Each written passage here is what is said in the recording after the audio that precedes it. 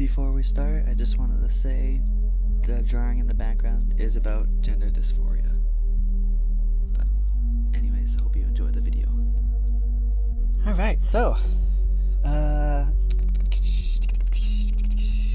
nice guys, yeah?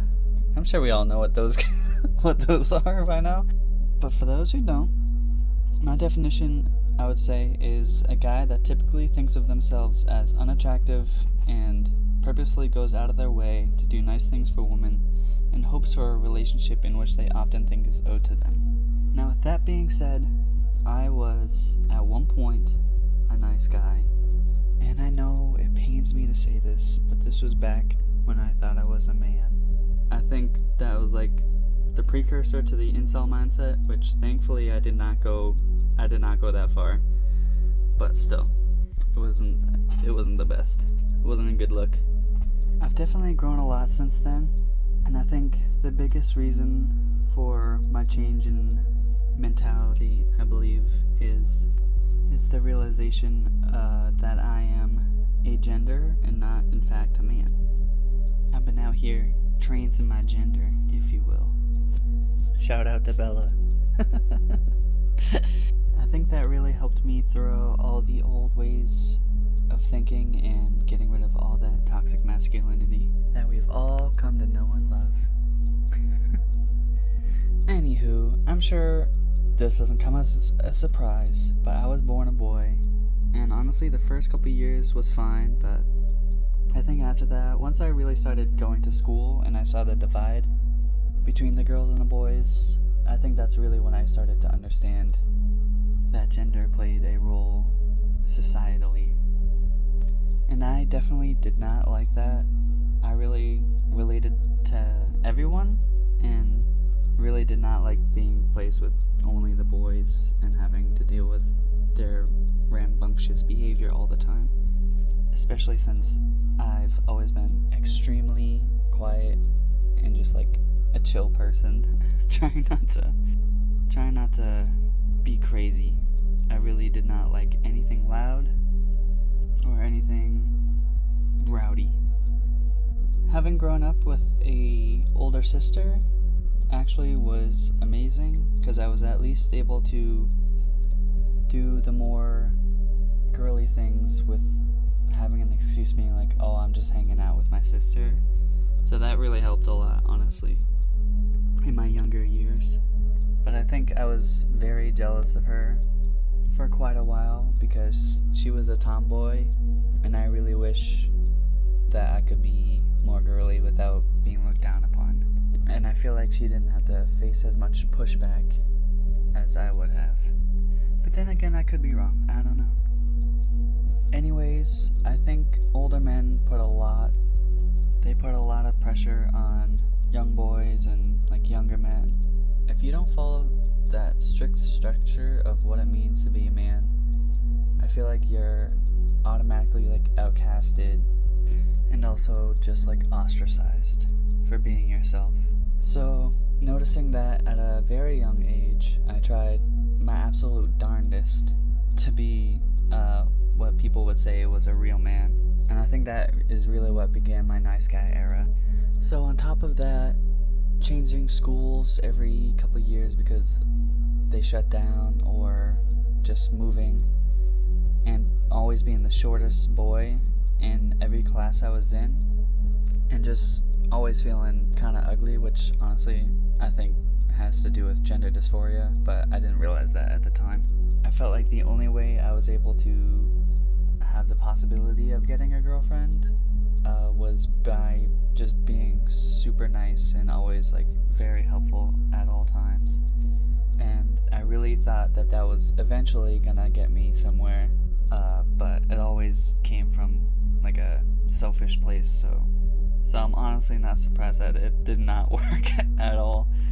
Now thankfully though, I do genuinely like to be like a nice person no matter what, like not even expecting anything in return. I just like helping people. I think it's the best. It always makes me feel good. So I'm glad I'm over doing it just for something in return. But that's what I was like when it came to the girls in my class, and especially the girls that I liked.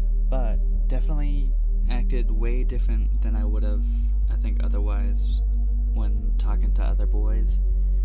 I really took on their misogynistic and homophobic views. Maybe not views per se, because I don't think I ever really believed in any of that stuff, but I would incorporate it into like all my jokes because I knew it would get a laugh. And the last thing I wanted to have happen was to be the outcast.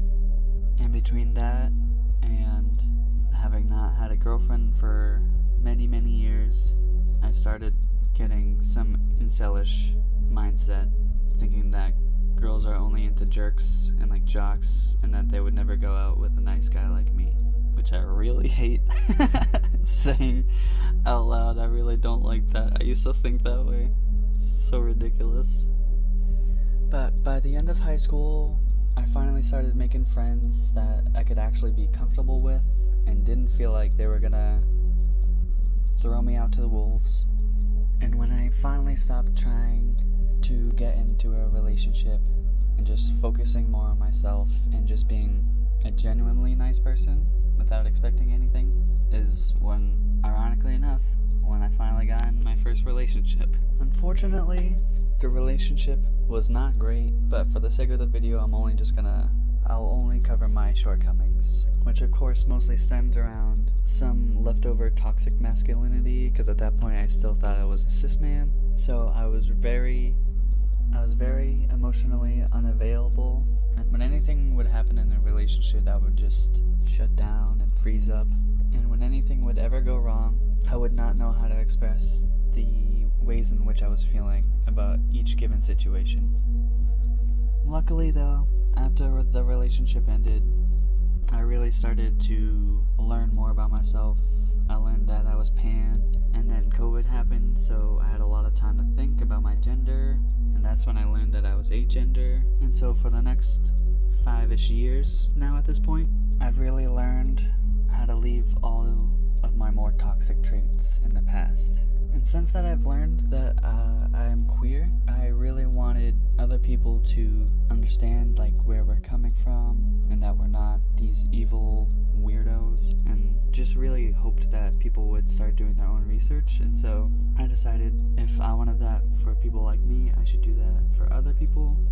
And so that really got me into learning about all the things that women have to deal with on like a day-to-day basis, and just hearing what they had to say about how they're treated, along with listening to a bunch of people of color. I think that's really helped me understand everyone a lot better and helped me become a better person.